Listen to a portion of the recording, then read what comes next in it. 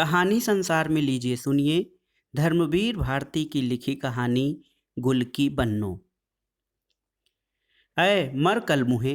अकस्मात घेघा बुआ ने कूड़ा फेंकने के लिए दरवाजा खोला और चौतरे पर बैठे मिरवा को गाते हुए देखकर कहा, तोरे पेट में फोनो गिरा फुलियान बका, जौन भिनसार भवा की तान तोड़े लाग।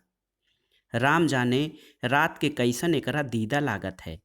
मारे डर के कि कहीं घेंघा बुआ सारा कूड़ा उसी के सर पर न फेंक दें, मिरवा थोड़ा खिसक गया। और ज्यों ही घेंघा बुआ अंदर गई कि फिर चौतरे की सीढ़ी पर बैठ पैर झुलाते हुए उसने उल्टा सुल्टा गाना शुरू किया।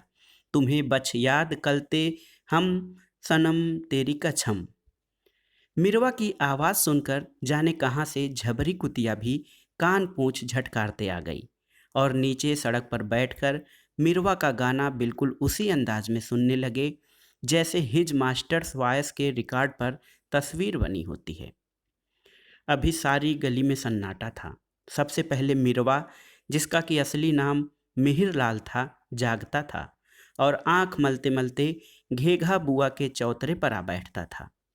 उसके बाद झबरी कुतिया, फिर मिरवा की छोटी बहन मटकी और उसके बाद एक एक कर गली के तमाम बच्चे, खोचे वाली का लड़का मेवा, ड्राइवर साहब की लड़की निर्मल, मैनेजर साहब के मुन्ना बाबू, सभी आ जुटते थे।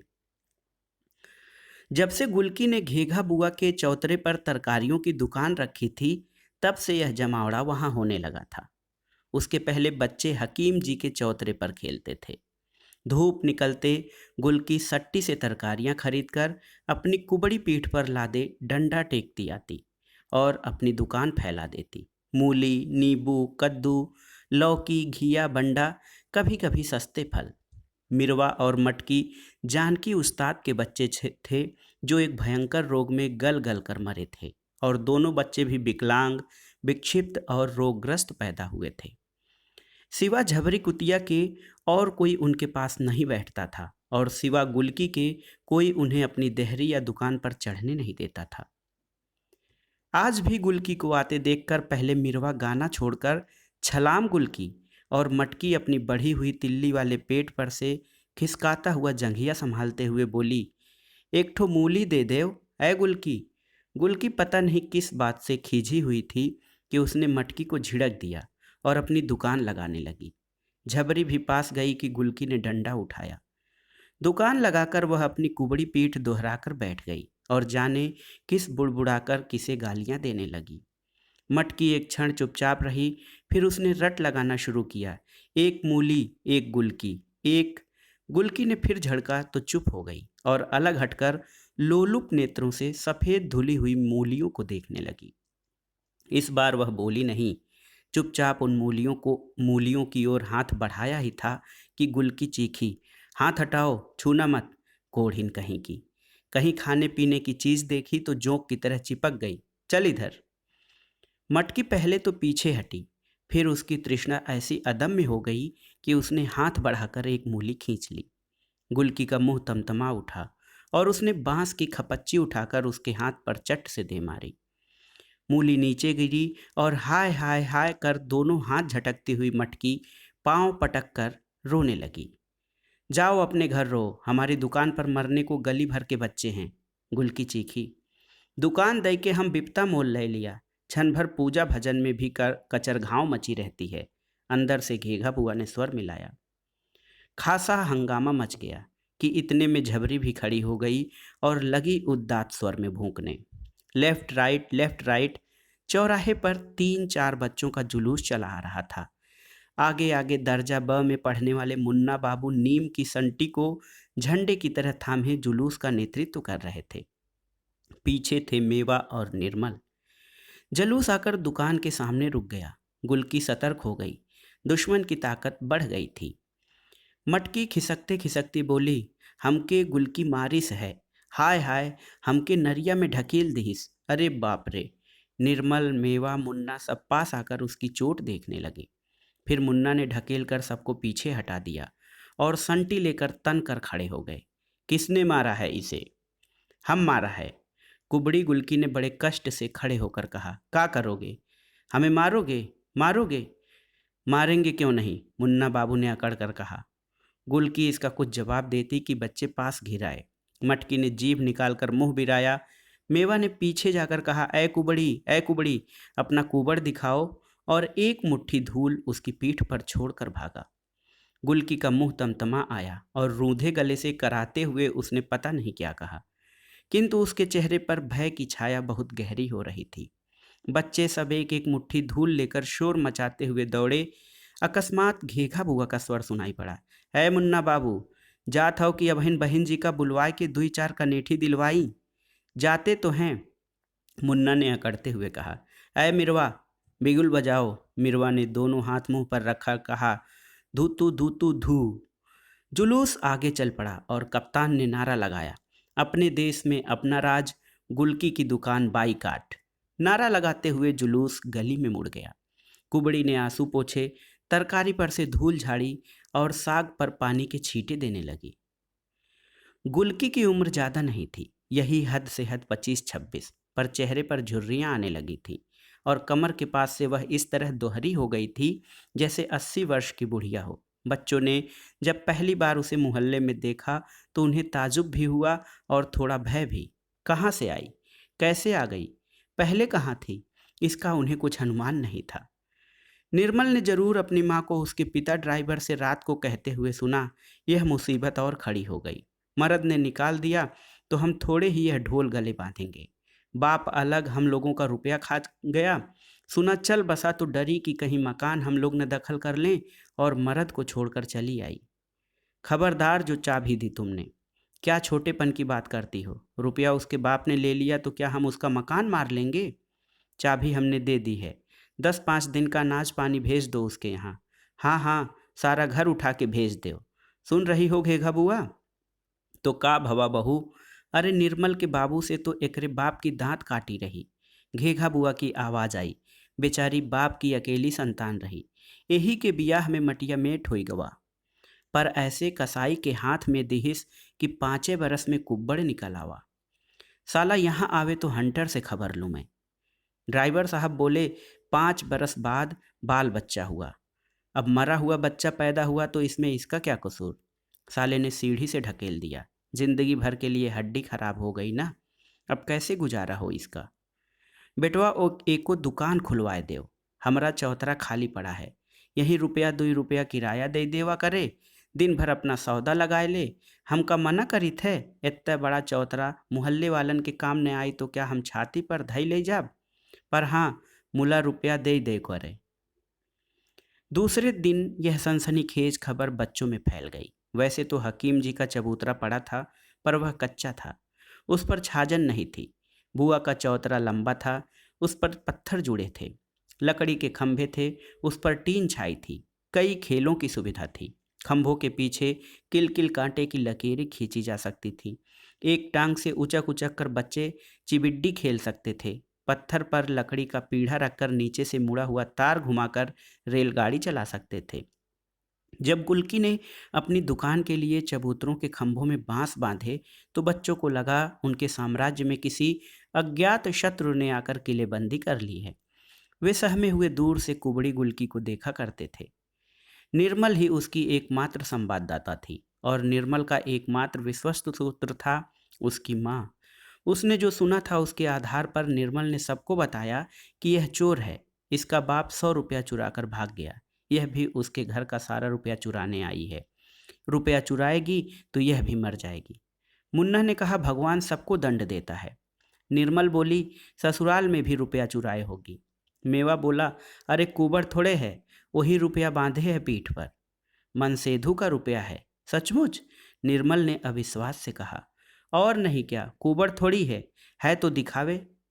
मुन्ना द्वारा उत्साहित होकर मेवा पूछने ही जा रहा था कि देखा साबुन वाली सत्ती खड़ी बात कर रही हैं, गुलकी से कह रही थी, अच्छा किया तुमने, मेहनत से दुकान करो, अब कभी थूकने भी न जाना उसके यहाँ, हरामजादा। दूसरी औरत कर ले चाहे 10 और कर ले, सबका खून उसी के मत्थे चढ़ेगा। यहाँ कभी आवे तो कहलाना मुझसे, इसी चाकू से दोनों आंखें निकाल दूंगी। बच्चे डरकर पीछे हट गए। चलते चलते सत्ती बोली, कभी रुपए पैसे की जरूरत हो तो बताना बहिना। कुछ दिन बच्चे डरे रहे, पर अकस्मात उन्हें यह सूझा कि सत्ती को यह कुबड़ी डराने के लिए बुलाती है। इसने उसके गुस्से में आग में घी का काम किया, पर क्या कर सकते थे। अंत में उन्होंने एक तरीका इजाद किया। वे एक बुढ़िया का खेल खेलते थे, उसको उन्होंने संशोधित किया। मटकी को लेमन जूस देने का लालच देकर कुबड़ी बनाया गया। वह उसी तरह पीठ दोहरी करके चलने लगी। बच्चों ने सवाल जवाब शुरू किए। कुबड़ी कुबड़ी का हेराना, सुई हिरानी, सुई लइके का करबे, कत्था सीबे, कंथा सी के का करबे, लकड़ी लाबे, लकड़ी लाए के का करबे, भात पकैबे, भात पकाए के का करबे, भात खाबे, भात के बदले लात खाबे। और इसके पहले कि कुबड़ी बनी हुई मटकी कुछ कह सके, वे उसे जोर से लात मारते और मटकी मुंह के बल गिर पड़ती। उसकी कोहनियाँ और घुटने छिल जाते, आंख में आंसू आ जाते और ओठ दबाकर वह रुलाई रोकती। बच्चे खुशी से चिल्लाते, मार डाला कुबड़ी को, मार डाला कुबड़ी को। कुल्की यह सब देखती और मुंह फेर लेती। एक दिन जब इसी प्रकार मटकी को कुबड़ी बनकर गुल्की की दुकान के सामने ले गए, तो इसके पहले एक मटकी जवाब दे, उन्होंने अनचिते में इतनी जोर से ढकेल दिया कि वह कोहनी भी न टेक सकी और सीधे मुंह के बल गिरी। नाक, होठ और भौं खून से लथपथ हो गए। वह हाय हाय कर इसी बुरी तरह चीखी कि लड़के कुबड़ी मर गई चिल्लाते हुए सहम गए और हतप्रभ हो गए। अकस्मात उन्होंने देखा कि गुल्की उठी। वे जान छोड़ भागे, पर गुल्की उठकर आई, मटकी को गोद में लेकर पानी से उसका मुंह धोने लगी और धोती से खून पोंछने लगी। बच्चों ने पता नहीं क्या समझा कि वह मटकी को मार रही है या क्या कर रही है। वे अकस्मात उस पर टूट पड़े। गुल्की की चीखें सुनकर मोहल्ले के लोग आए, तो उन्होंने देखा कि गुल्की के बाल बिखरे पड़े हैं, दांत से खून बह रहा है, अध उधारी चबूतरे से नीचे पड़ी है और सारी तरकारी सड़क पर बिखरी है। घेघा बुआ ने उसे उठाया, धोती ठीक की और बिगड़कर बोली, औकात रत्ती भर न और तेहा पौआ भर। आपन बखत देख कर चुप न रह जात, कहे लड़कन के मुंह लगत हो। लोगों ने पूछा तो कुछ नहीं बोली, जैसे उसे पाला मार गया हो। उसने चुपचाप अपनी दुकान ठीक की और दांत से खून पूछा, कुल्ला किया और बैठ गई। उसके बाद अपने उस कृत्य से बच्चे जैसे खुद सहम गए थे। बहुत दिन तक वे शांत रहे। आज जब मेवा ने उसकी पीठ पर धूल फेंकी, तो जैसे उसे खून चढ़ गया। फिर न जाने क्या सोचकर वह चुप रह गई, और जब नारा लगाते जुलूस गली में मुड़ गया, तो उसने आंसू पोंछे, पीठ पर से धूल झाड़ी और साग पर पानी छिड़कने लगी। लड़के कहाँ हैं? गली के राक्षस हैं, घेंघा बुआ बोली। अरे उन्हें काहे कहो बुआ, हमारा भाग भी तो खोटा है। गुल्की ने एक गहरी सांस लेकर कहा। इस बार जो झड़ी लगी तो 5 दिन तक लगातार सूरज के दर्शन नहीं हुए। बच्चे सब घर में कैद थे और गुल्की कभी दुकान लगाती थी, कभी नहीं। राम राम करके तीसरे पहर झड़ी बंद हुई। बच्चे हकीम जी के चौतरे पर जमा हो गए। मेवा बिलबोटी बीन लाया था और निर्मल ने टपकी हुई निमकौड़ियाँ बीनकर दुकान लगा ली थी और गुल्की की तरह आवाज़ लगा रही थी, ले खीरा, आलू, मूली, घिया, बंडा। थोड़ी देर में काफ़ी शिशु ग्राहक दुकान पर जुट गए। अकस्मात शोरगुल से चीरता हुआ बुआ के चौतरे से गीत का स्वर उठा। बच्चों ने घूम कर देखा, मिरवा और मटकी गुल्की की दुकान पर बैठे हैं। मटकी खीरा खा रही है और मिरवा झबरी का सर अपने गोद में रखकर बिल्कुल उसकी आंखों में आंखें डालकर गा रहा है। तुरंत मेवा गया और पता लगाकर आया कि गुल्की ने दोनों को एक एक अधन्ना दिया है। दोनों मिलकर झबरी कुतिया के कीड़े निकाल रहे हैं। चौतरे पर हलचल मच गई और मुन्ना ने कहा, निर्मल, मिरवा मटकी को एक भी निमकौड़ी मत देना, रहे उसी कुबड़ी के पास। हाँ जी, निर्मल ने आंख चमकाकर गोल मुंह करके कहा। हमार अम्मा कहत रही, उन्हें छुओ न साथ खायो न खेलो, उन्हें बड़ी बहुत बीमारी है। आह थू। मुन्ना ने उनकी ओर देखकर उबकाई जैसा मुंह बनाकर थूक दिया। गुल्की बैठी बैठी सब समझ रही थी और जैसे इस निरर्थक घृणा में उसे कुछ रस आने लगा था। उसने मिरवा से कहा, तुम दोनों मिल के गाओ तो एक अधन्ना दें, खूब जोर से। भाई बहन दोनों ने गाना शुरू किया। माल का ताली मल जाना पल अकिया किछी से। अकस्मात पटाख से दरवाजा खुला और एक लोटा पानी दोनों के ऊपर फेंकती हुई घेघा बुआ गरजी, दुर्कुल कल मुहे, अब हिन बित्तो भर के नाही है ना, पतुरियन के गाना गाबे लगे, न बहन का ख्याल न बिटिया का। और एक उबड़ी, हम तुहू से कहे देत हैं कि हम चकल खाना खोले के बरे अपना चौतरा नहीं दिया रहा हूँ, चली हुआ से मुजरा करावे। गुलकी ने पानी उधर छिटकाते हुए कहा, बुआ बच्चे हैं, गा रहे हैं, कौन कसूर हो गया है? हाँ, बच्चे हैं, तू तो दूध पियत बच्ची हो। कह दिया कि जबान न लड़ायो हमसे। हाँ, हम बहुते बुरी हैं। एक तो 5 महीने से किराया ना ही दियो, और हियाँ दुनिया भर के अंधे कोढ़े बटुरे रहत हैं। चलो उठाओ अपनी दुकान हियाँ से, कल से न देखी हियाँ तुम्हें। राम राम, सब अधर्म की संतान राक्षस पैदा भये हैं मोहल्ले में। धरतियों नहीं फाटत कि मर बिलाए जाएं। गुलकी सन्न रह गई। उसने किराया सचमुच 5 महीने से नहीं दिया था। बिक्री नहीं थी, मोहल्ले में उनसे कोई कुछ लेता ही नहीं था, पर इसके लिए बुआ निकाल देंगी यह उसे कभी आशा नहीं थी। वैसे भी महीने में 20 दिन वह भूखी सोती थी। धोती में 10-10 पैबंद थे। मकान गिर चुका था। एक दलान में वह थोड़ी सी जगह में सो जाती थी, पर दुकान तो वहाँ रखी नहीं जा सकती। उसने चाहा कि वह बुआ के पैर पकड़ ले, मिन्नत कर ले, पर बुआ ने जितनी जोर से दरवाज़ा खोला था उतनी ही जोर से बंद कर दिया। जब से चौमास आया, पुरवाई बही थी, उसकी पीठ में भयानक पीड़ा उठती थी। उसके पांव कांपते थे। सट्टी में उस पर उधार बुरी तरह चढ़ गया था। पर अब क्या होगा? वह मारे खींच के रोने लगी। इतने में कुछ खटपट हुई और उसने घुटनों से मुंह उठाकर देखा कि मौका पाकर मटकी ने एक फूट निकाल लिया है और मर भूखी की तरह उसे हबर हबर खाती जा रही थी। है, एक क्षण वह उसके फूलते पचकते पेट को देखती रही। फिर ख्याल आते कि फूट पूरे 10 पैसे का है, वह उबल पड़ी और सड़ासड़ 3-4 खपच्ची मारते हुए बोली, चोट्टी कुतिया, तेरे बदन में कीड़ा पड़े। मटकी के हाथ से फूट गिर पड़ा और वह नाली में से फूट के टुकड़े उठाते हुए भागी। न रोई न चीखी, क्योंकि मुंह में भी फूट भरा था। मिरवा हक्का बक्का इस घटना को देख रहा था कि गुलकी उसी पर बरस पड़ी। सड़सड़ उसने मिरवा को मारना शुरू किया। भाग यहाँ से हरामजादे। मिरवा दर्द से तिलमिला उठा। हमला पैसा देव तो जाई, देत है पैसा शहर तो। सड़ सड़ रोता हुआ मिरवा चौतरे की ओर भागा। निर्मल की दुकान पर सन्नाटा छाया हुआ था। सब चुप उसी ओर देख रहे थे। मिरवा ने आकर कुबड़ी की शिकायत मुन्ना से की और घूमकर बोला, मेवा बता तो इसे। मेवा पहले हिचकिचाया, फिर बड़ी मुलामियत से बोला, मिरवा तुम्हें बीमारी हुई है ना, तो हम लोग तुम्हें नहीं छुएंगे, साथ नहीं खिलाएंगे, तुम उधर बैठ जाओ। हम बीमार हैं मुन्ना। मुन्ना कुछ पिघला। हाँ, हमें छुओ मत। निमकौड़ी खरीदना हो तो उधर बैठ जाओ, हम दूर से फेंक देंगे, समझे? मिरवा समझ गया, सर हिलाया और अलग जाकर बैठ गया। मेवा ने निमकौड़ी उसके पास रख दी और चोट भूलकर पकी निमकौड़ी का बीजा निकालकर छीलने लगा। इतने में उधर से घेघा बुआ की आवाज आई, ऐ मुन्ना, तई तू लोग परे हो जाओ, अबहिन पानी गिरी ऊपर से। बच्चों ने ऊपर देखा। तिछत्ते पर घेघा बुआ मारे पानी के छप छप करती घूम रही थी। कूड़े से तिछत्ते की नाली बंद थी और पानी भरा था।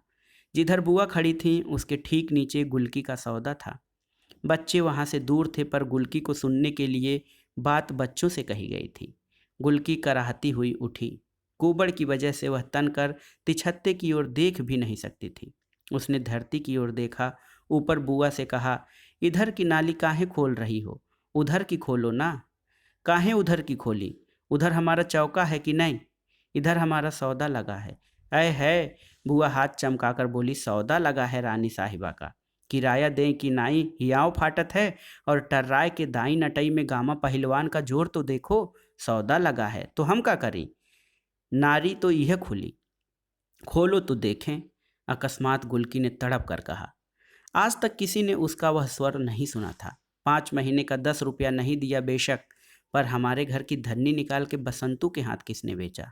तुमने। पश्चिम ओर दरवाजा चिरवा के किसने जलवाया? तुमने। हम गरीब हैं, हमारा बाप नहीं है, सारा मोहल्ला हमें मिल के मार डालो। हमें चोरी लगाती है? अरे कल की पैदा हुई। बुआ मारे गुस्से के खड़ी बोलने लगी थी। बच्चे चुप खड़े थे। वे कुछ कुछ सहमे हुए थे। कुबड़ी का यह रूप उन्होंने कभी न देखा, न कभी सोचा था। हाँ हाँ हाँ, तुमने, ड्राइवर चाचा से चाची ने, सबने मिलके हमारा मकान उजाड़ा है। अब हमारी दुकान बहा दो, देखेंगे हम भी। निर्बल के भी भगवान हैं। ले ले ले, भगवान है तो ले। और बुआ ने पागलों की तरह दौड़कर नाली में जमा कूड़ा लकड़ी से ठेल दिया। 6 इंच मोटी गंदे पानी की धार धड़ धड़ करती हुई उसकी दुकान पर गिरने लगी। तरोइयाँ पहले नाली में गिरी, फिर मूली, खीरे, साग, अदरक उछल उछल कर दूर जा गिरे। गुलकी आंख फाड़े पागल सी देखती रही। और फिर दीवार से सर पटककर हृदय विदारक स्वर में डकरा कर रो पड़ी। अरे मोर बाबू, हमें कहाँ छोड़ गए? अरे मोर माई, पैदा होते ही हमें क्यों नहीं मार डाला? अरे धरती मैया, हमें काहे नहीं लील लेती? सर खोले, बाल बिखेरे, छाती कूट कूट कर वह रो रही थी और तिछत्ते का पिछले पहले 9 दिन का जमा पानी धड़ धड़ गिर रहा था। बच्चे चुप खड़े थे। अब तक जो हो रहा था उनकी समझ में आ रहा था, पर आज यह क्या हो गया, यह उनकी समझ में नहीं आ सका। पर वे कुछ बोले नहीं, सिर्फ मटकी उधर गई और नाली में बहता हुआ हरा खीरा निकालने लगी कि मुन्ना ने डांटा, खबरदार जो कुछ चुराया। मटकी पीछे हट गई। वे सब किसी अप्रत्याशित भय, संवेदना या आशंका से जुड़ बटुर कर खड़े हो गए। सिर्फ मिरवा अलग सिर झुकाए खड़ा था। झीसी फिर पड़ने लगी थी और वे एक एक कर अपने घर चले गए। दूसरे दिन चौतरा खाली थी। दुकान का बांस उखड़वा कर बुआ ने नाद में गाड़कर उस पर तुरई की लतर चढ़ा दी थी। उस दिन बच्चे आए, पर उनकी हिम्मत चौतरे पर जाने की नहीं हुई, जैसे वहां कोई मर गया हो। बिल्कुल सुनसान चौतरा था। और फिर तो ऐसी झड़ी लगी कि बच्चों का निकलना बंद। चौथे या पांचवें दिन रात को भयानक वर्षा तो हो ही रही थी, पर बादल भी ऐसे गरज रहे थे कि मुन्ना अपनी खाट से उठकर अपनी माँ के पास घुस गया। बिजली चमकते ही जैसे कमरा रोशनी से नाच नाच उठता था। छत पर बूंदों की पटर पटर कुछ धीमी हुई, थोड़ी हवा भी चली और पेड़ों का हरहर सुनाई पड़ा कि इतने में धड़ धड़ धड़ाम भयानक आवाज हुई। माँ भी चौंक पड़ी, पर उठी नहीं। मुन्ना आंखें खोले खोले अंधेरे में ताकने लगा। सहसा लगा मोहल्ले में कुछ लोग बातचीत कर रहे हैं। घेघा बुआ की आवाज़ सुनाई पड़ी, किसका मकान गिर गया रे? गुलकी का? किसी का दूरागत उत्तर आया, अरे बाप रे, दब गई क्या? नहीं, आज तो मेवा की माँ के यहाँ सोई है। मुन्ना लेटा था और उसके ऊपर अंधेरे में यह सवाल जवाब इधर से उधर और उधर से इधर आ रहे थे। वह फिर कांप उठा, माँ के पास घुस गया और सोते सोते उसने साफ सुना, कुबड़ी फिर उसी तरह रो रही है, गला फाड़ कर रो रही है। कौन जाने मुन्ना के ही आंगन में बैठकर रो रही हो। नींद में वह स्वर कभी दूर कभी पास आता हुआ लग रहा है, जैसे कुबड़ी मोहल्ले के हर आंगन में जाकर रो रही है, पर कोई सुन नहीं रहा है सिवा मुन्ना के। बच्चों के मन में कोई बात इतनी गहरी लकीर बनाती कि उधर से उनका ध्यान हटे ही नहीं। सामने गुलकी थी तो वह एक समस्या थी, पर उसकी दुकान हट गई। फिर वह जाकर साबुन वाली सत्ती के गलियारे में सोने लगी और 2-4 घरों से मांग मूंग कर खाने लगी। उस गली में दिखती ही नहीं थी। बच्चे भी दूसरे कामों में व्यस्त हो गए। अब जाड़े आ रहे थे। उनका जमावड़ा सुबह न होकर तीसरे पहर होता था। जमा होने के बाद जुलूस निकलता था और जिस जोशीले नारे से गली गूंज उठती थी वह था, घेघा बुआ को वोट दो। पिछले दिनों म्यूनिसिपालिटी का चुनाव हुआ और उसी में बच्चों ने यह नारा सीखा था। वैसे कभी कभी बच्चों में 2 पार्टियां भी होती थीं, पर दोनों को घेघा बुआ से अच्छा उम्मीदवार कोई नहीं मिलता था। अतः दोनों गला फाड़ फाड़ कर उनके लिए वोट मांगते थे। उस दिन जब घेघा बुआ के धैर्य का बांध टूट गया और नई नई गालियों से विभूषित अपनी पहली इलेक्शन स्पीच देने ज्यों ही चौतरे पर अवतरित हुई कि उन्हें डाकिया आता हुआ दिखाई दिया। वह अचकचाकर रुक गई। डाकिये के हाथ में एक पोस्टकार्ड था और वह गुलकी को ढूंढ रहा था। बुआ ने लपक कर वह पोस्टकार्ड लिया, एक सांस में पढ़ गई। उनकी आंखें मारे अचरज के फैल गई और डाकियों को यह बताकर कि गुलकी सत्ती साबुन वाले के ओसारे में रहती हैं, वे झट से दौड़ी दौड़ी निर्मल की माँ ड्राइवर की पत्नी के यहाँ गई। बड़ी देर तक दोनों में सलाह मशविरा होता रहा और अंत में बुआ आई और उन्होंने मेवा को भेजा, जा गुलकी को बुलाए ला। पर जब मेवा लौटा तो उसके साथ गुलकी नहीं वरन सत्ती साबुन वाली थी और सदा की भांति इस समय भी उसकी कमर से वह काले बेंट का चाकू लटक रहा था, जिसे वह साबुन की टिक्की काटकर दुकानदारों को देती थी। उसने आते ही भौं सिकोड़कर बुआ को देखा और कड़े स्वर में बोली, क्यों बुलाया है गुलकी को? तुम्हारा 10 रुपया किराया बाकी था, तुमने 15 रुपये का सौदा उजाड़ दिया, अब क्या काम है? अरे राम राम, कैसा किराया बेटी, अंदर आओ अंदर आओ। बुआ के स्वर में असाधारण मुलामियत थी। सत्ती के अंदर जाते ही बुआ ने फटाक से किवाड़ा बंद कर लिया। बच्चों का कौतूहल बहुत बढ़ गया था। बुआ के चौके में एक झंझरी थी।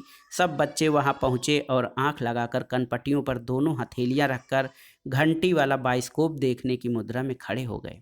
अंदर सत्ती गरज रही थी। बुलाया है तो बुलाने दो, क्यों जाए गुलकी। अब बड़ा ख्याल आया है, इसलिए कि उसकी रखैल को बच्चा हुआ है, जो जाके गुलकी झाड़ू बुहारू करे, खाना बनावे, बच्चा खिलावे, और वह मरद का बच्चा गुलकी की आंख के आगे रखैल के साथ गुलछर्रे उड़ावे। निर्मल की माँ बोली, अपनी बिटिया पर गुजर तो अपने आदमी के साथ करेगी ना। जब उसकी पत्नी आई है तो गुलकी को जाना चाहिए, और मर्द तो मर्द, एक रखैल छोड़ दुई दुई रखैल रख ले तो औरत उसे छोड़ देगी। राम राम। नहीं, छोड़ नहीं देगी तो जाए के लात खाएगी, सत्ती बोली। अरे बेटा, बुआ बोली, भगवान रहे न, तौन मथुरापुरी में कुब्जा दासी के लात मारिन तो ओकर कुबर सीधा होई गवा। पति तो भगवान है बिटिया, ओका जाए देव। हाँ हाँ, बड़ी हितू न बनिए, उसके आदमी से आप लोग मुफ्त में गुलकी का मकान झटकना चाहती हैं, मैं सब समझती हूँ। निर्मल की माँ का चेहरा जर्द में पड़ गया, पर बुआ ने ऐसी कच्ची गोली नहीं खेली थी।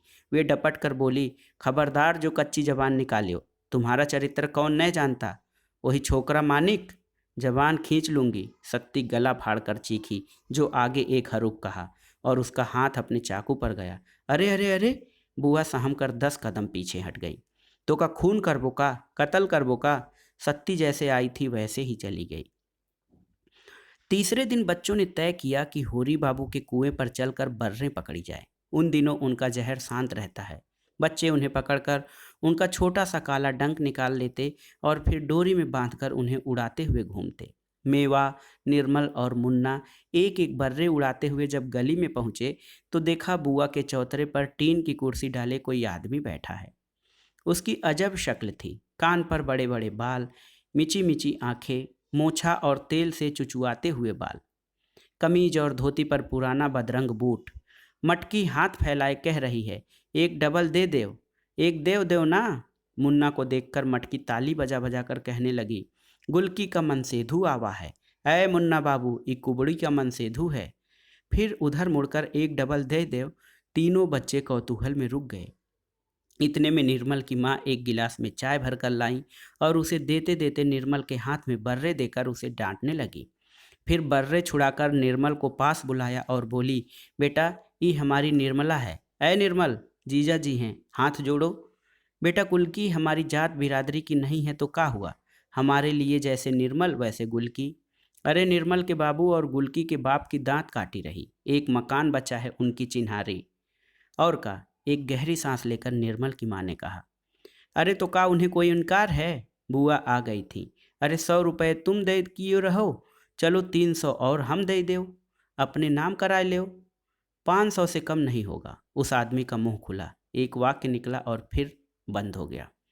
भवा भवा, ऐ बेटा दमाद हो, 500 कहबो तो का निर्मल की माँ को इनकार है।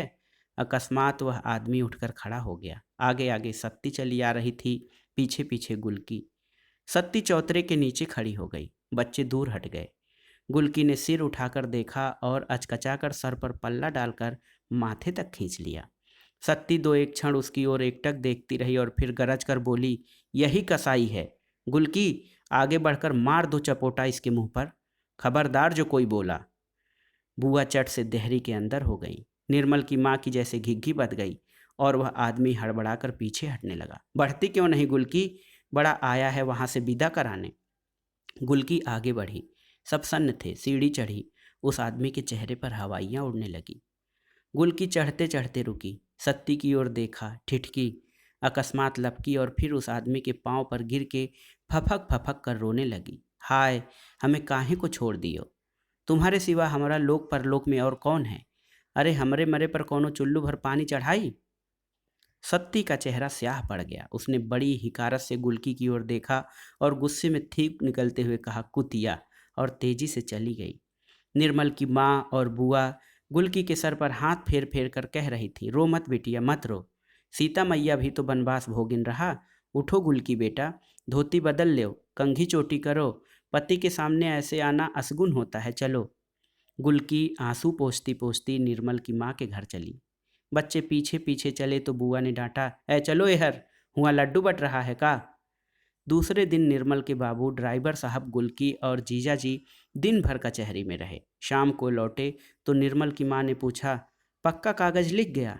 हाँ हाँ रे, हाकिम के सामने लिख गया। फिर जरा निकट आकर फुसफुसाकर बोले, मट्टी के मोल मकान मिला है। अब कल दोनों को विदा करें। अरे पहले 100 रुपये लाओ, बुआ का हिस्सा भी तो देना है। निर्मल की माँ उदास स्वर में बोली, बड़ी चंट है बुढ़िया, गाड़ गाड़ के रख रही है, मर के सांप होएगी। सुबह निर्मल की माँ के यहाँ मकान खरीदने की कथा थी। शंख, घंटा, घड़ियाल, केले का पत्ता, पंजीरी, पंचामृत का आयोजन देखकर मुन्ना के अलावा सब बच्चे इकट्ठा थे। निर्मल की माँ और निर्मल के बाबू पीढ़े पर बैठे थे। गुलकी एक पीली धोती पहने माथे तक घूंघट काढ़े सुपारी काट रही थी और बच्चे झांक झांक कर देख रहे थे। मेवा ने पहुंचकर कहा, ए गुलकी, ए गुलकी, जीजा जी के साथ जाओगी क्या? कुबड़ी ने झेप कर कहा, धत रे, ठिठोली करता है। और लज्जा भरी जो मुस्कान किसी भी तरुणी के चेहरे पर मनमोहक लाली बनकर फैल जाती, उसके झुर्रियोंदार बेडौल नीरस चेहरे पर विचित्र रूप से विभत्स लगने लगती। उसके काले पपड़ीदार होठ सिकुड़ गए, आंखों के कोने मिचमिचा उठे और अत्यंत कुरुचपूर्ण ढंग से उसने अपने पल्ले से सर ढांक लिया और पीठ सीधी कर जैसे कुबड़ छिपाने का प्रयास करने लगी। मेवा पास ही बैठ गया। कुबड़ी ने पहले इधर उधर देखा, फिर फुसफुसा कर मेवा से कहा, क्यों रे, जीजा जी कैसे लगे तुझे? मेवा ने असमंजस में या संकोच में पड़कर कोई जवाब नहीं दिया, तो जैसे अपने को समझाते हुए गुलकी बोली, कुछ भी होए है तो अपना आदमी, हारे गाढ़े कोई और काम आएगा। औरत को दबाए के रखना ही चाहिए। फिर थोड़ी देर चुप रहकर बोली, मेवा भैया, सत्ती हमसे नाराज है। अपनी सगी बहन क्या करेगी जो सत्ती ने किया हमारे लिए? ये चाची और बुआ तो सब मतलब के साथ ही हैं, हम क्या जानते नहीं? पर भैया, अब जो कहो कि हम सत्ती के कहने से अपने मर्द को छोड़ दें, सो नहीं हो सकता। इतने में किसी का छोटा सा बच्चा घुटनों के बल चलते चलते मेवा के पास आकर बैठ गया। गुलकी क्षण भर उसे देखती रही, फिर बोली, पति से हमने अपराध किया तो भगवान ने बच्चा छीन लिया, अब भगवान हमें क्षमा कर देंगे। फिर कुछ क्षण के लिए चुप हो गई। क्षमा करेंगे तो दूसरी संतान देंगे, क्यों नहीं देंगे? तुम्हारे जीजा जी को भगवान बनाए रखें, खोट तो हम ही में है। फिर संतान होगी तब तो सौत का राज नहीं चलेगा। इतने में गुलकी ने देखा कि दरवाजे पर उसका आदमी खड़ा बुआ से कुछ बातें कर रहा है। गुलकी ने तुरंत पल्ले से सर ढका और लजाकर उधर पीठ कर ली। बोली, राम राम, कितने दुबरा गए हैं, हमारे बिना खाने पीने का कौन ध्यान रखता? अरे सौत तो अपने मतलब की होगी। ले भैया मेवा, जा दो बीड़ा पान दया जीजा को। फिर उसके मुंह पर वही लाज की विभत्स मुद्रा आई। तुझे कसम है, बताना मत किसने दिया है। मेवा पान लेकर गया, वहां किसी ने उस पर ध्यान ही नहीं दिया। वह आदमी बुआ से कह रहा था, इसे तो ले जा रहे हैं, पर इतना कहे देते हैं, आप भी समझा दें कि उसे कि रहना हो तो दासी बनकर रहे, न दूध की न पूत की, हमारे कौन काम की। पर हाँ, औरतिया की सेवा करे, उसका बच्चा खिलावे, झाड़ू बुहारू करे तो 2 रोटी खाए पड़ी रहे, पर कभी उससे जबान लड़ाई तो खैर नहीं। हमारा हाथ बड़ा जालिम है, एक बार कुबड़ निकला, अब की बार परान निकलेगा। क्यों नहीं बेटा, क्यों नहीं, बुआ बोली और उन्होंने मेवा के हाथ से पान लेकर अपने मुंह में दबा लिए। करीब 3 बजे इक्का लाने के लिए निर्मल की माँ ने मेवा को भेजा। कथा की भीड़ भाड़ से उनका मूड पिराने लगा था, इसलिए अकेली गुलकी सारी तैयारी कर रही थी। मटकी कोने में खड़ी थी, मिरवा और झबरी बाहर गुमसुम बैठे थे। निर्मल की माँ ने बुआ को बुलवाकर पूछा कि विदा विदाई में क्या करना होगा, तो बुआ मुंह बिगाड़ कर बोली, अरे कोई जात बिरादरी की है क्या? एक लोटा में पानी भर के इकन्नी दुअन्नी उतार के परजा पजारू को दे दियो बस। और फिर बुआ शाम को बियारी में लग गईं। इक्का आते ही जैसे झबरी पागल सी इधर उधर दौड़ने लगी। उसे जाने कैसे आभास हो गया कि गुलकी जा रही है, सदा के लिए। मेवा ने अपने छोटे छोटे हाथों से बड़ी बड़ी गठरियां रखी। मटकी और मिरवा चुपचाप आकर इक्के के पास खड़े हो गए। सर झुकाए पत्थर सी चुप गुलकी निकली। आगे आगे हाथ में पानी का भरा लोटा लिए निर्मल भी। वह आदमी जाकर इक्के पर बैठ गया। अब जल्दी करो, उसने भारी गले से कहा। गुलकी आगे बढ़ी, फिर रुकी और टेंट से 2 अधन्नी निकाले। ले मिरवा, ले मटकी। मटकी जो हमेशा हाथ फैलाए रहती है, इस समय जाने कैसा संकोच उसे आ गया कि वह हाथ नीचे कर दीवार से सटकर खड़ी हो गई और सर हिलाकर बोली, नहीं नहीं बेटा, ले लो। गुलकी ने पुचकार कर कहा। मिरवा मटकी ने पैसे ले लिए और मिरवा बोला, छलाम गुलकी, है आदमी छलाम। अब क्या गाड़ी छोड़नी है? वह फिर भारी गले से बोला, ठहरो बेटा, कहीं दामाद की विदाई होती है ऐसे? सहसा एक बिल्कुल अजनबी किंतु अत्यंत मोटा स्वर सुनाई पड़ा। बच्चों ने अचरज से देखा। मुन्ना की माँ चली आ रही हैं। हम तो मुन्ना का आसरा देख रहे थे कि स्कूल से आ जाए, उसे नाश्ता करा लें तो आए, पर इक्का आ गया तो हमने समझा अब तू चली। अरे निर्मल की माँ, कहीं ऐसे बेटी की विदाई होती है? लाओ जरा रोली घोलो जल्दी से, चावल लाओ और सिंदूर भी ले आना। निर्मल बेटा, तुम बेटा उतर जाओ इक्के से। निर्मल की माँ का चेहरा स्याह पड़ गया था। बोली, जितना हमसे बन पड़ा किया, किसी को दौलत का घमंड थोड़े नहीं दिखाना था। नहीं बहन, तुमने तो किया, पर मोहल्ले की बिटिया तो सारे मोहल्ले की बिटिया होती है, हमारा भी तो फर्ज था। अरे माँ बाप नहीं है तो मोहल्ला तो है, आओ बेटा। और उन्होंने टीका करके आंचल के नीचे छिपाए हुए कुछ कपड़े और एक नारियल उसकी गोद में डालकर उसे चिपका लिया। गुलकी, जो अभी तक पत्थर से चुप थी, सहसा फूट पड़ी। उसे पहली बार लगा जैसे वह मायके से जा रही है, मायके से अपनी माँ को छोड़कर, छोटे छोटे भाई बहनों को छोड़कर, और अपने कर्कश फटे हुए गले से विचित्र स्वर से रो पड़ी। ले, अब चुप हो जा, तेरा भाई भी आ गया, वो बोली। मुन्ना बस्ता लटकाए स्कूल से चला आ रहा था। कुबड़ी को अपनी माँ के कंधे पर सर रखकर रोते देखकर वह बिल्कुल हतप्रभ सा खड़ा हो गया। आ बेटा, गुलकी जा रही है। गुलकी जा रही है ना आज? दीदी है ना, बड़ी बहन है, चल पाँव छू ले। आ इधर, माँ ने फिर कहा। मुन्ना और कुबड़ी के पाँव छुए। क्यों क्यों? पर माँ की बात एक क्षण में उसके मन में जैसे एक पूरा पहिया घूम गया। वह गुलकी की ओर बढ़ा। गुलकी ने दौड़कर उसे चिपका लिया और फूट पड़ी। हाय मेरे भैया, अब हम जा रहे हैं। अब किससे लड़ोगे मुन्ना भैया? अरे मेरे बीरन, अब किससे लड़ोगे? मुन्ना को लगा जैसे उसकी छोटी छोटी पसलियों में एक बहुत बड़ा आंसू जमा हो गया है, जो अब छलकने ही वाला है। इतने में उस आदमी ने फिर आवाज़ दी और गुलकी कराह कर मुन्ना की माँ का सहारा लेकर इक्के पर बैठ गई।